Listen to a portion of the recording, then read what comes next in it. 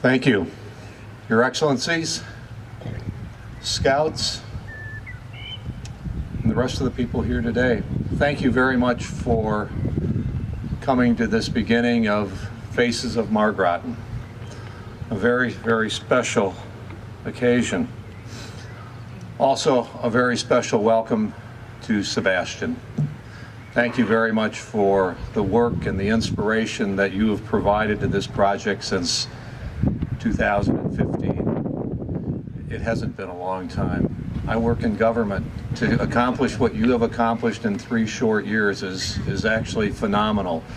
To know that almost 6,000 of those Americans who are memorialized here already have a picture to go with the cross and the other representations behind me is a significant accomplishment, and I hope that working together, someday we can say that each of these resting places will have a picture with it.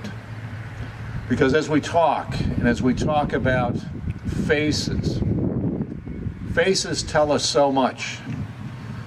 You look into a face and you can see the emotion of happiness, joy, excitement, sadness, concern, but faces tell us so much.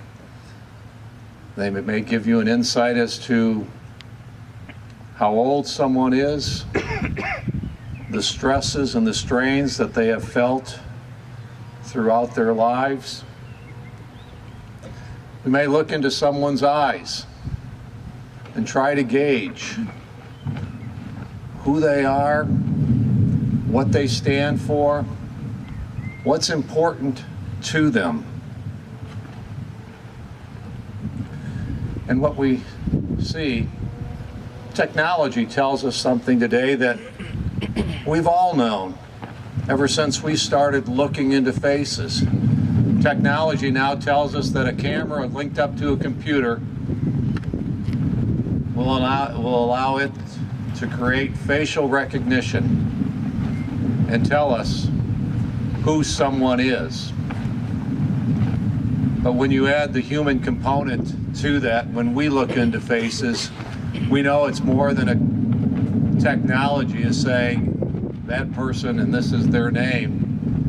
We know that when we look into a face, we see a unique and special individual, someone with aspirations, someone with dreams, someone with hopes, an individual that expresses love and is loved by many. Faces tell us every person is special. Faces tell us, as many of us believe, is that each individual is special because they are created in the image of God. Faces provide us with a window into someone's life.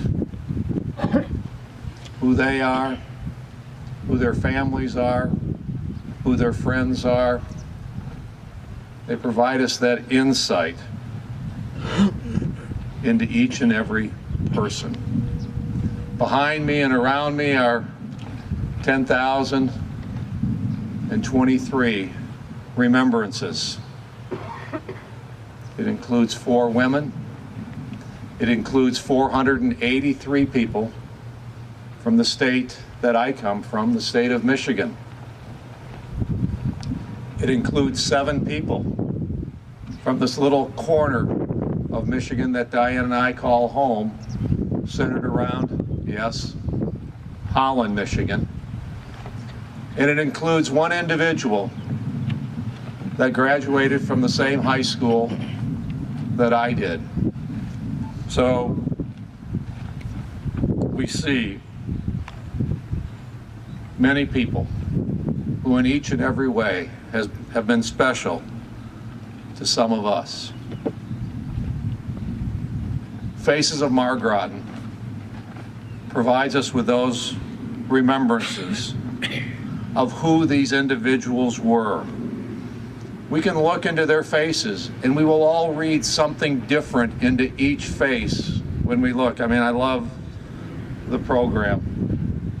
And we will look at this and we will say, when we look at this face, who is James Fallon?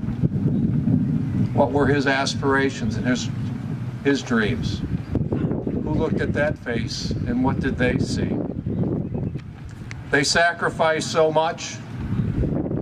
Their families have sacrificed so much.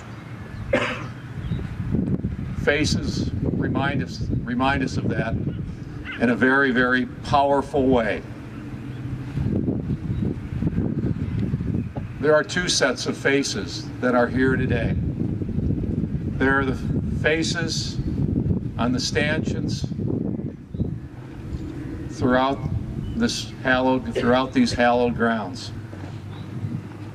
And then there are the faces of each and every one of us, and for the people that will come through here during the next 30 days.